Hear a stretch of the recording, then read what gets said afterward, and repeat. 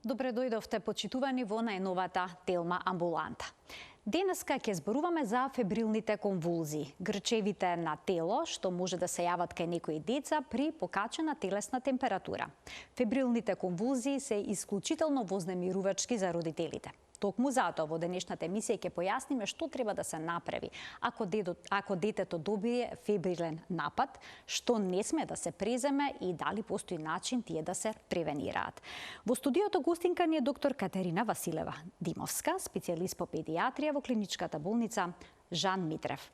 Останете на Телма, започуваме веднаш по рекламниот блок.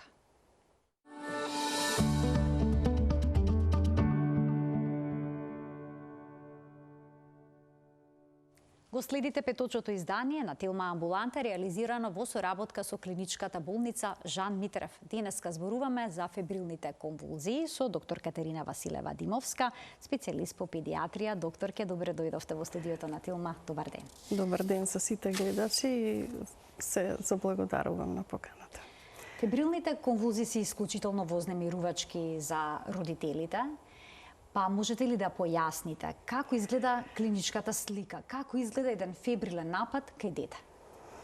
Она што најчесто сме го гледале во медицинската пракса, ние педиатрите, морам да кажам, тоа се однесува скоро за сите, е тоа кога наеднаш ќе се втурнат низ врата родители кои што се во исклучително стресна состојба, значи во една збунетост и носејќи го детето на раце, кое што во моментот е без свест и има некакво тресење на телото и на екстремитетите или нема, во зависност од тоа каков е нападот.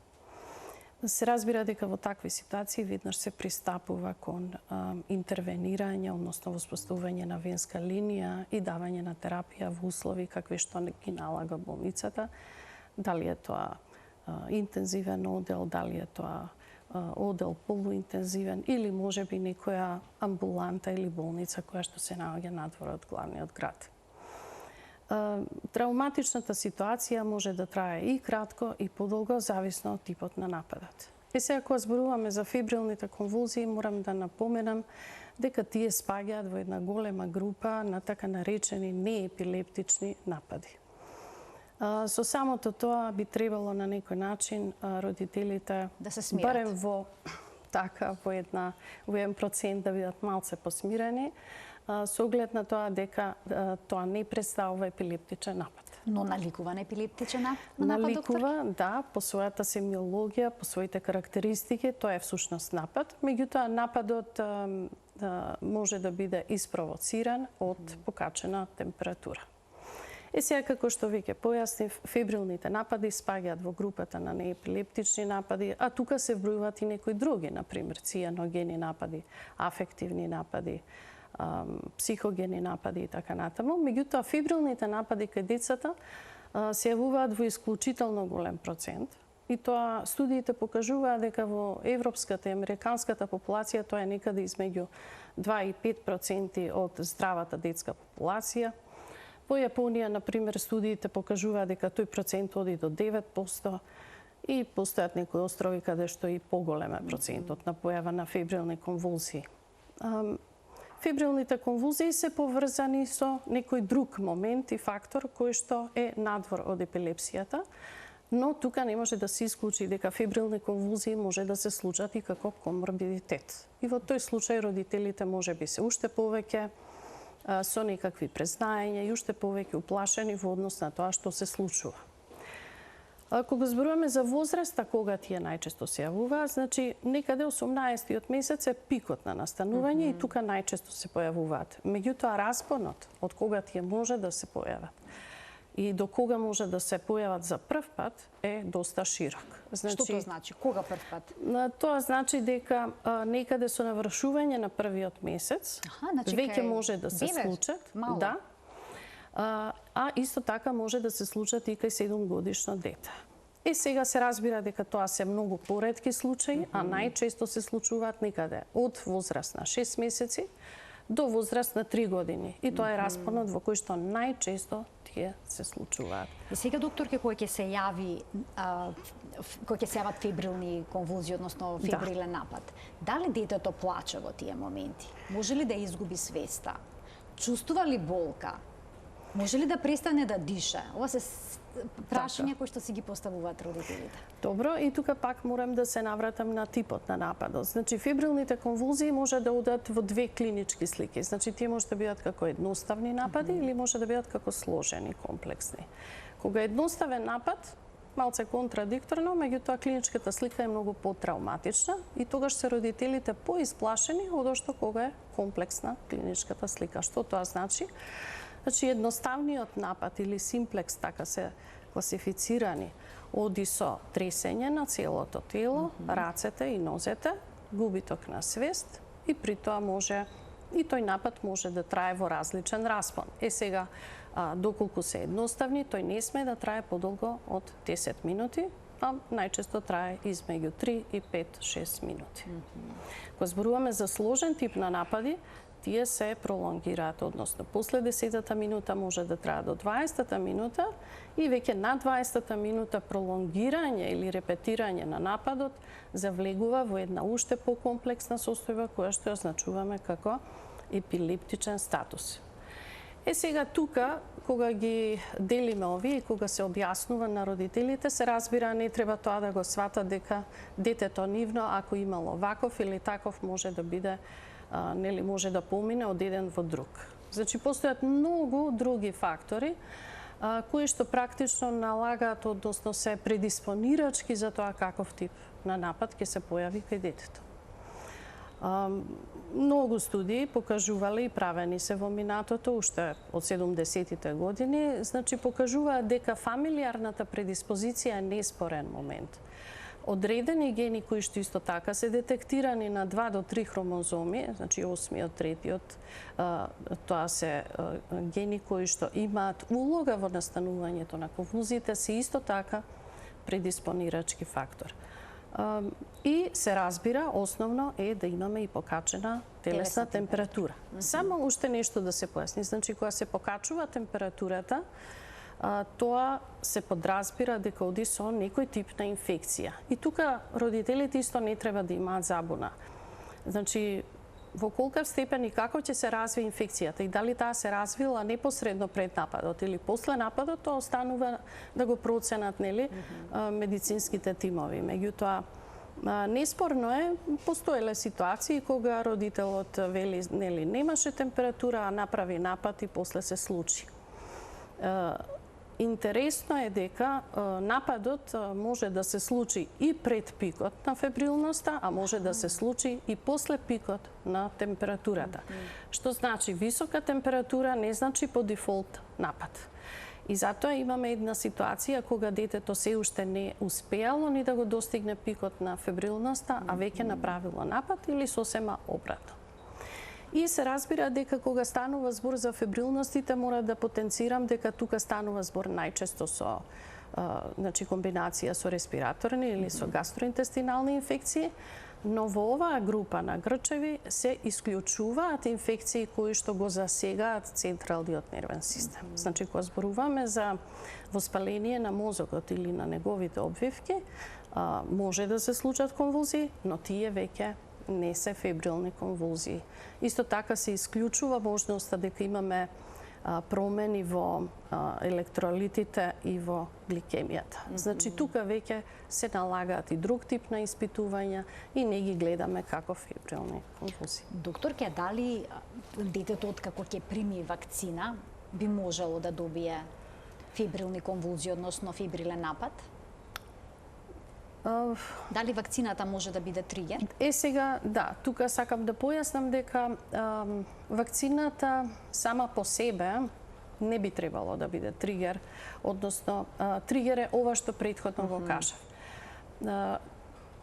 Што сакам со ова да кажам? Децата кои што имаат фебрилни конвулзии не се контраиндицирани да примаат вакцини, затоа што вакцината не е причина. Причини се претходно наведените, значи состојби, да речеме. Меѓутоа, по давањето на вакцината, ако имаме ние поствакцинална реакција, која сепак се смета за нормална, нели, дозволено е во еден распон да се покачи телесната температура и при тоа покачување на телесната температура да се направи конвулзија, во тој случај може да се третира и како поствакцинална реакција, и како фебрилна конвулзија и се разбира, можеби после тоа ќе изискува некои дополнителни исследувања или евалуација на детето после тој тип на конвулзија за да се види дали се тоа поврзани настани и дали евентуално настапило некакво оштетување, но пак ќе потенцирам знак прашање дали од фебрилната конвулзија. Значи, фебрилните грчеви практично имаат предиспонираност кај детето за да се случат. Исто сакам да наведам дека доколку пред првата појава на фебрилни конвулзии, цело време повторуваме фебрилни, да, тоа се температурни грчеви со покачена температура, доколку претходно дете имало напад кој не бил придружен со температура, без разлика што после ги појавува со температура покачена, тие веќе не се третираат како фебрилни конвулзии. И во однос на компликациите и дали тие би се случиле и понатамошната евалуација на детето се разбира дека зависи и од состојбата после напад. Во смисол, фебрилните конвулзии сами по себе, они не би требало да дадат никакво оштетување на развојот или промена во интелектуалниот развој, да речеме во главните стравови на развој. родителите. Дали може фебрилните конвулзии да направат некаков проблем со мозочето на детето? Дали може да доведат до аутизам, например, до да, и некои тие две такви работи состојби? можеби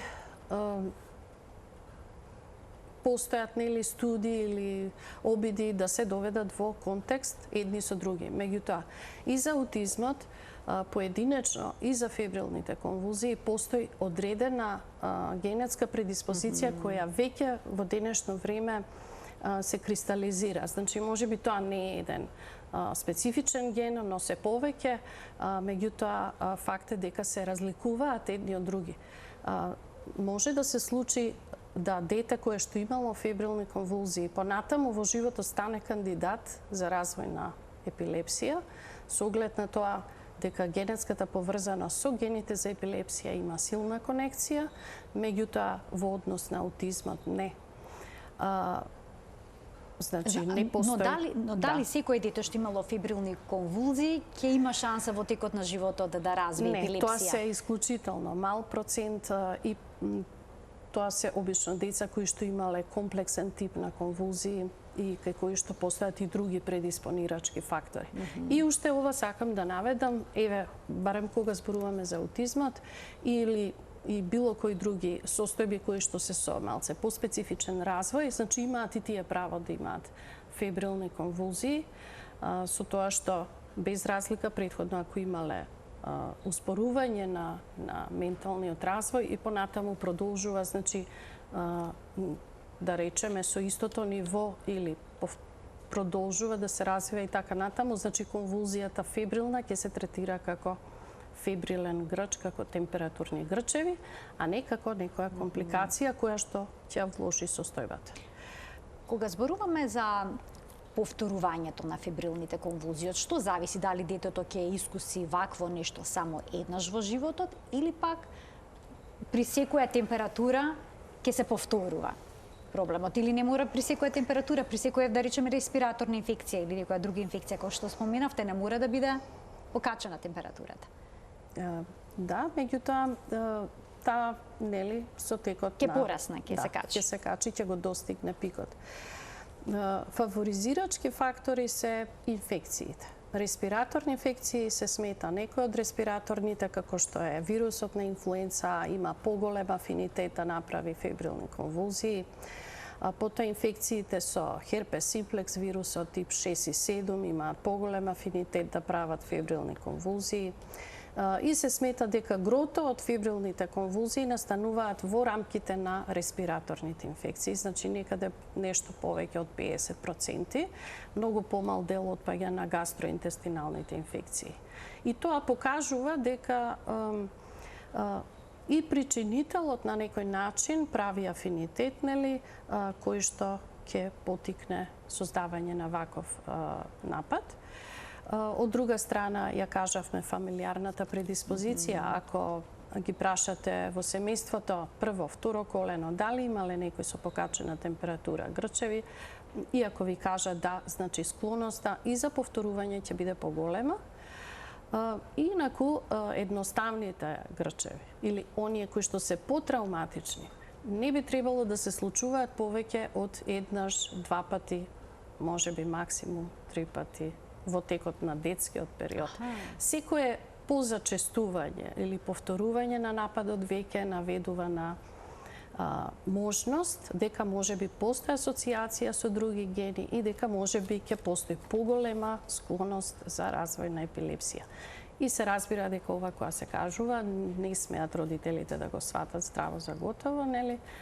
И дека останува малце повеќе на стручните лица да разграничат и да детерминираат кое дете ќе носи повисок ризик. И се разбира дека дури и висок ризик не значи по дефолт дека ќе се направи. Еве, например, во таа насока и да не се создава паника и дали треба веднаш да се направи ЕЕГ снимање, колку е тоа, нели, информативно, дали тоа ќе не однесе до некоја предвремена диагноза, можам слободно да кажам, или барем од она што до сега е проучувано, дека не е така. Односно, без разлика дали ќе се видат или нема да се видат промени, известни промени на ЕЕГ-то, значи тоа не значи исто така по дефолт дека ќе се развие епилепсија. Ова убаво што го појаснивте, бидејќи многу често ЕЕГ-то во детска возраст покажува сушност дека постои епилепсија. Односно, постои таква активност мозочна, но тоа не значи дека детето има епилепсија. Значи, така е. Значи, позитивен наод без напад не значи епилепсија. Треба да се исполнат некои многу други критериуми за да се диагностицира, нели, дали е епилепсија или не. И сепак мислам дека не треба да се создава страх кај родителите. Она што е ургентна ли е состојбата, докторке, кога ќе добие детето таков напад? Треба ли веднаш да се појде кај детски невролог? Долги години се правени доста истражувања, студии, споредби во смисол на тоа што, како треба да се направи, која терапија да се даде дома, нели, колку брзо може да се стигне во болничка установа и така натаму. Значи, докажано е, односно, истражувањата најмногу потврдуваат дека едноставните напади, дури и во случај да не ги купирате, односно немате можност да дадете, да речеме, диазепам во вид на супозиторија, односно чепче, или во вид на клизма, тој има таква склоност да се самоограничи и да застане. И впрочем, затоа и се вика едноставен. Да, и би требало тоа да се случи, се разбира, ако станува збор за таков тип на напад. Се разбира дека ако е во болничка установа, ќе се даде терапија. Меѓутоа, многу почесто ќе се даде интравенска терапија за купирање на нападот. Но, сепак, на некој начин би сакала да им посочам на родителите дека огромниот страв и тензија и паника која што ќе почувствуваат во моментот апсолутно нема да ја смени состојбата. Она што тие може да го направат и што е најкорисно е детето, нели, без паника само да го завртат на страна, затоа што во тие ситуации имаме една хиперсаливација, да не настане некоја аспирација на плунка и така за на плунка има, така? Затоа што е тоа, како што рековме, изгледа травматично, со тресење на екстремитетите на телото, нели, детето не е свесно. И во таа ситуација апсолутно не треба да се ставаат предмети или раце или прсти во устата на детето. Обично му отварат устата на детето, го вадат јазикот надвор. Да, затоа што постојат некакви од старо време останати сваќања дека нешто може да му се случи, да се угуши и слично, меѓутоа тоа не може да се случи. Значи, во некој рамки од 5 минути, максимум до 10, тој напад би требало да застане. Дури и да не се даде терапија. Се разбира дека тоа не е секојаш случај, меѓутоа некои докторке им дуват на децата во лицето, им истураат вода, ги удират да се освестат. Тоа би помогнало? Па видете, апсолутно не игра никаква улога. Сега ако детето било во таа ситуација, да речем, со една хиперпирексија, има многу висока температура и така натаму, вие можете да го разладувате со облози, Меѓутоа, такви некои нападни покрети, значи прскање, фрлање, така. Значи, се што она што би се направило како еден паничен испад од родителите, едноставно нема да помогне. Може би нема ни да ја влоши ситуацијата, а може би и ќе ја влоши, но нема да ја смени, односно нема да ја подобри, затоа што такви се тие напади и тоа е тоа. Се разбира дека е многу полесно доколку имаат, тоа е за родителите подобро, и доколку имаат, но тоа е ако претходно веќе имале напад, им е дадена препорака и тие имаат кај себе лекови, да, и знаат лек да дадат, но доколку нема. Секогаш првиот напад е тој кој што е најтравматичен, а после тоа ги едуцираме и им кажуваме како треба да постапуваат. Треба ли да почекаат нападот да заврши, па потоа детето да го земаат во раци, да го однесат во болница? И се случува ли за време на нападот да го грабна детето во раци, да возат со најголема брзина до болница? Да, за жал и навистина сигурна сум дека се шокирани тогаш родителите и сите околу нив и мислат дека е тоа најдоброто. Но секогаш имаме средување на конвулзиите во домашни услови, болнички услови.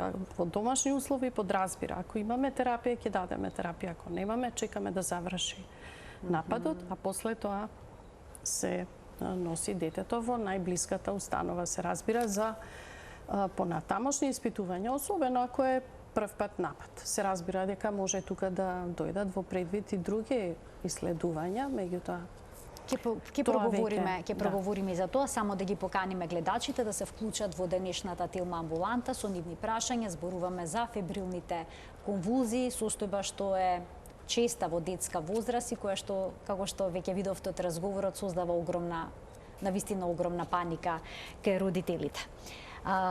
Докторке, споминавте дека чепчињата диазепам се всушност оние кои што би ги смириле фебрилните конвулзии. Но што доколку родителот нема во моментот? Бидејќи на пазарот кај нас се случува да нема чепчиња диазепам, има ли некоја опција друга која што би била ефикасна во домашни услови? Така е, разбирам што ме прашувате во смисол на тоа да дали постои замена. И сега морам да кажам дека диазепамот е нешто што го даваме нели инстантно, ако зборуваме за во домашни услови од страна на родителот, и токму тука е ефектот.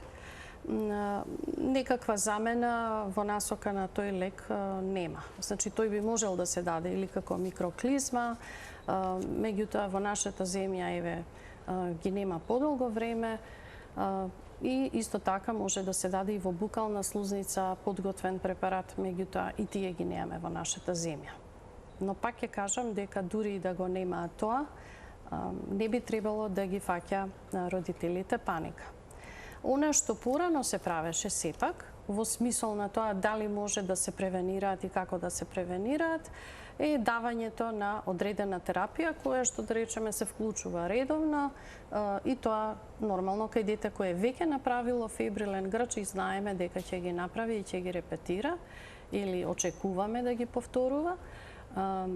Меѓутоа, доста долги години се користени тие, да речеме, препораки и се давани во период кога има инфекција детето, се давани, да речеме, лекови од типот на барбитурати или диазепам во таблетарна форма, како редовна терапија. Меѓутоа, долги години се работени студии на таа тема и заклучено е дека тенденцијата за правење на напад, со оглед на тоа дека постои предиспозицијата, исклучително е мал процентот меѓу деца кои што не примале таква терапија и примале таква терапија и колку се тие поштедени од напади, во смисол многу мал процент од децата кај нив успева да се превенира на некој начин. Сега, во исто време имаме и штетен ефект од тие лекови. Сепак тоа не може да се занемари, особено барбитуратите, диазепамот исто. И се поставува прашањето, зошто секогаш кога едно дете има инфекција респираторна, има покачена температура, ние да го држиме 4, 5, 7 дена заспано постојано и така. Може би на тој начин влијаеме исто така повторно врз неговите имунолошки способности и како тоа ќе се справи со болеста. Значи, заклучокот е дека кост-бенефитот не е добар, и затоа превентивност не треба всушност да се дава. Не се препорачува. Она што се препорачува е симптоматската терапија, односно како да се менаџира покачената температура или како да се регулира инфекцијата, доколку постои, нели, имаме видливи знаци, ако е бактеријски и така натаму. Значи, што тоа би значило? Се разбира дека главните тука кои што се даваат се антипиретиците. Се даваат во пропишана доза, по измерени на кило телесна тежина, секогаш во правилна доза и во правилни растојанија. Во меѓувреме, доколку имаме нови пикови или детето не може да ја спушти температурата, повторно тоа не би требало да биде момент за паника кај родителите. Значи се користат и други конзервативни методи во смисол разладување, внесување на поголем процент на течности, значи преку уста, доколку е можно, доколку детето успева да пие. Се додаваат електролитни раствори, кои што исто така учествуваат во стабилизација кај детето. И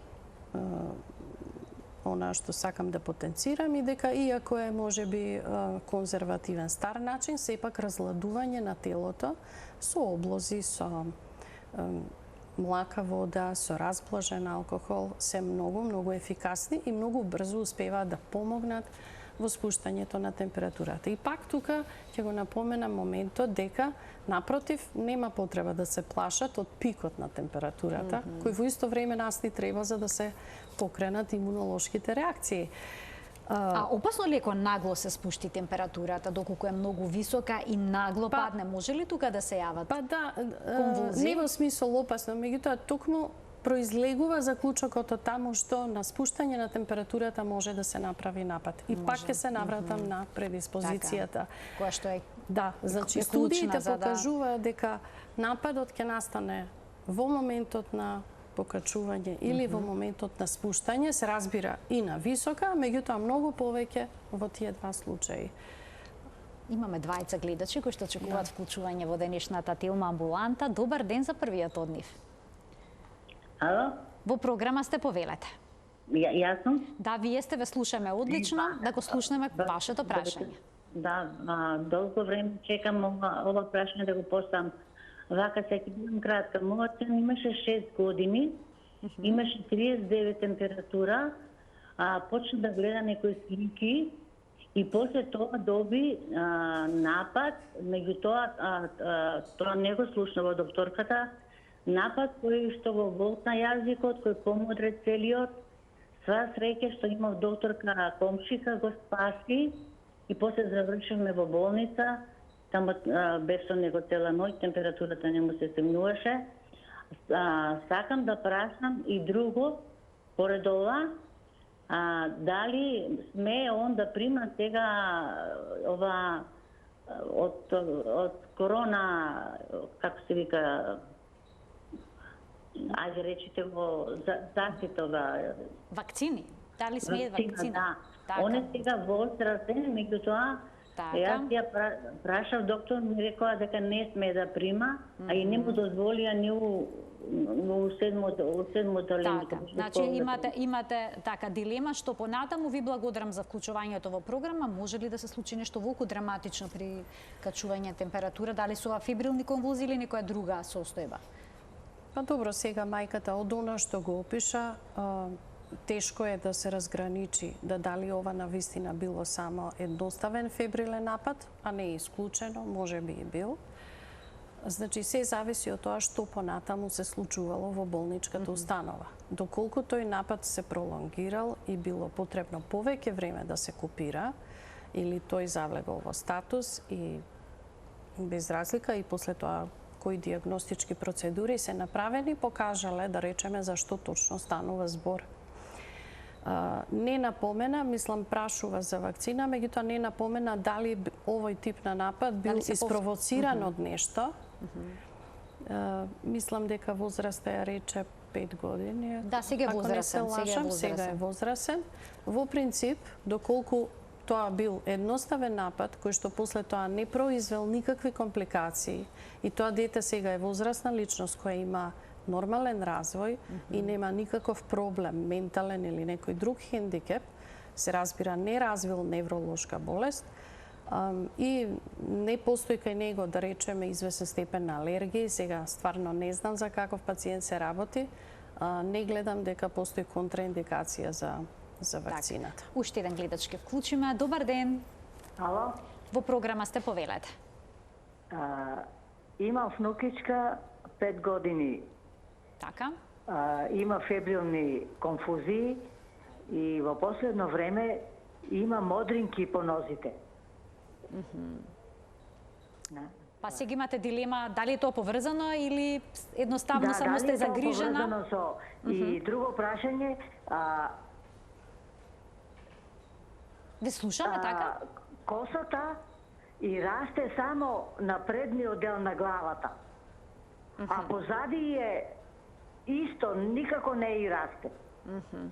Добро, ви благодарам за вклучувањето во програма. Бабата има неколку дилеми поврзани со незината внука, што можете да дадете како совет.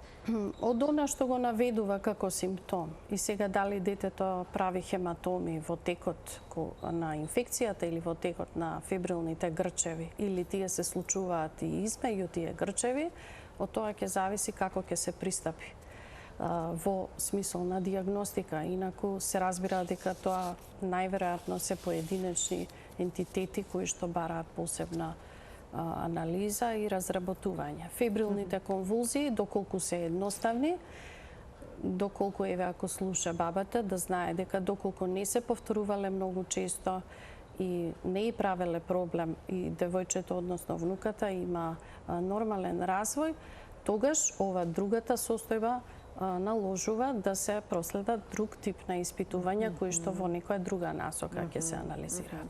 Така, доктор, ке можат ли да се случат фебрилните конвулзии за време на сон? И опасно ли е кој родителот тоа не го забележи? Добив знак дека имам уште еден гледач, ке му дадеме предност, да не чека, потоа ќе дадете одговори на моето прашање. Добар ден. Добар ден за гледачот. Добар ден. Ве слушаме во програма, сте, повелете. Јас сум Јошова Спасија од Кавадарци. Така. Имам од епилепсија. Така, но вие имате епилепсија, така? Вие сте возрастна Да. жена, така, во ред. Видете, денешната гостинка е педијатар. Денеска зборуваме за проблемите со здравието на децата, а за вашата проблематика ќе имаме емисија во наредниот период, така што следете наредовно и ќе можете да добиете одговор. Не, цело време напад добива. Така, јасно ми е, но докторката денеска е педијатар, специјалист за детско здравје, не за возрасти. Ви благодарам што се вклучивте, следете редовно Телма амбуланта, ќе имате можност и на оваа тема да поставите прашање кога ќе имаме доктор што ќе зборува за епилепсија кај возрастни. А јас ќе го поставам повторно моето прашање, дали може детето да добие фебрилни конвулзии, значи во текот на ноќта додека спие и родителот спие, тоа нема да го забележи. Да. Какво ќе биде по тоа утредента детето? Така, малце по хипотетичка ситуација, да земеме во предвид дека сепак фибрилните грчеви се случуваат во време кога детето не се чувствува добро.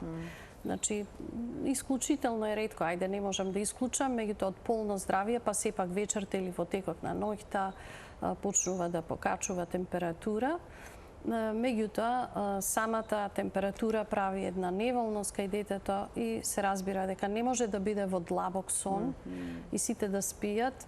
Хипотетички да, можна е секоја ситуација, меѓутоа најчесто тоа не се случува во смисол да не се забележи. Инаку да, практично инфекција пак ќе се навратам доколку постои предиспозиција и доколку имаме зголемување на телесната температура и детето е кандидат за тие фебрилни грчеви, ќе се случат. Тие ќе се случат во текот на ноќта или во текот на денот, независно од периодот, значи во текот на 24 часа. Настанувањето ќе се конектира со нешто друго. И самата ситуација, доколку е едноставен напад, се разбира дека тој ќе предизвика тресење, можеби тресење на телото, на детето, на креветчето и сигурно ќе биде повод за некаква реакција од родителите. И ќе го забележат, тоа не може да остане значи незабележано. Најчесто да, пак ќе кажам. А како изгледа детето после нападот? После нападот може различно да заврши. Тука пак ќе се навратам на едноставните напади и тие би требало да завршат тие се во групата на бенигни напади и треба после нападот детето едноставно да му се возврати свеста, да престанат тресењата или конвулзиите.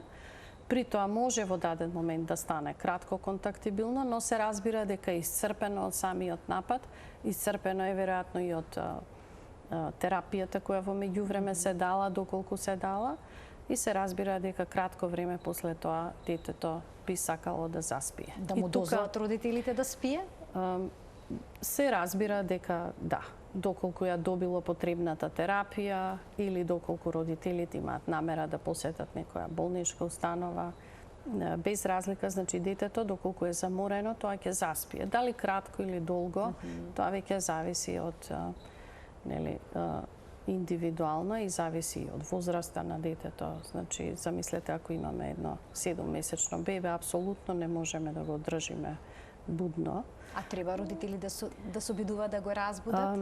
Не. Предпоставам дека го прават тоа. Да, меѓутоа, затоа и доаѓаат вознемирено и детето. Нема нити штета ни ако го будат, но се разбира дека тоа ништо не менува. Самиот напад со тоа што завршил, тој завршил. Значи тука застанува се, потоа следи една постфаза во која што детето малце би требало да се одмори од самиот напад, организмот да се одмори, да се возврати во добра кондиција. Од што зависи колку комплексни испитувања ќе спроведувате од како ќе добиете дете со фебрилни конвулзии?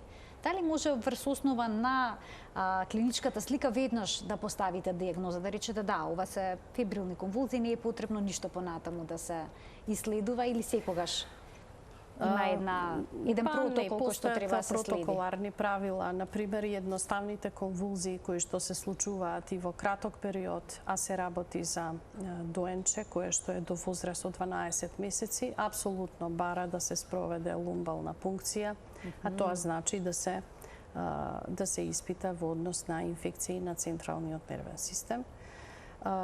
Дури во одредени случаи, доколку нападот бил нешто попролонгиран или секогаш се под обсервација и тие кои што се до 18-месечна возраст, потоа напади кои што биле од комплексен тип и кои што се репетираат или кои што имаат парцијален карактер, значи не изгледаат така травматично, повторно бараат малце попродлабочена диагностика.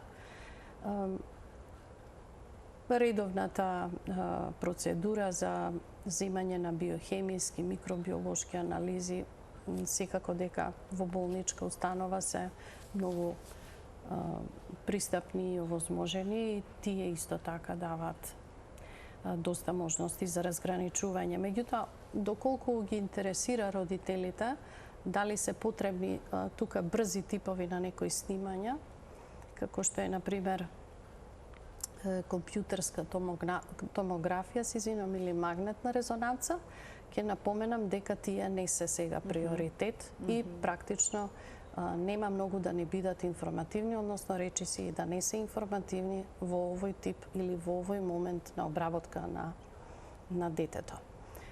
ЕЕГ снимањето исто така не е приоритет, се прави во некоја подоцнежна фаза и се разбира доколку повторно заклучиме дека може би после нападите постоеле некакви компликации кои што даваат промени или дигресија во менталниот развој кај детето, пад на когнитивниот развој и така натаму, и во тој случај да се продлабочуваат испитувањата. Пак ќе кажам, тоа е еден многу мал процент кај децата.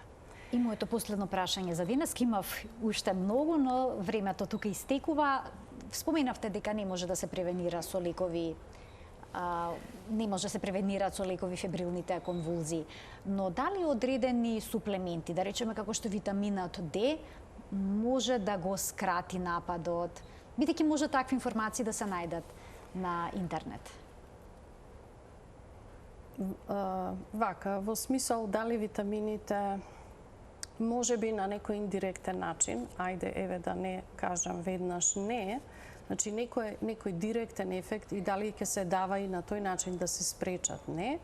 Меѓутоа, витаминот Д знаеме дека влегува во метаболизмот на калциум и фосфор и во таа смисла воспоставува рамнотежа меѓу минералите, а на тој начин практично ни прави еден баланс метаболен во организмот кај детето и се разбира дека ја намалува, да речеме, предиспозицијата за создавање на напад. Меѓутоа, да се зема како лек кој што превенира, не.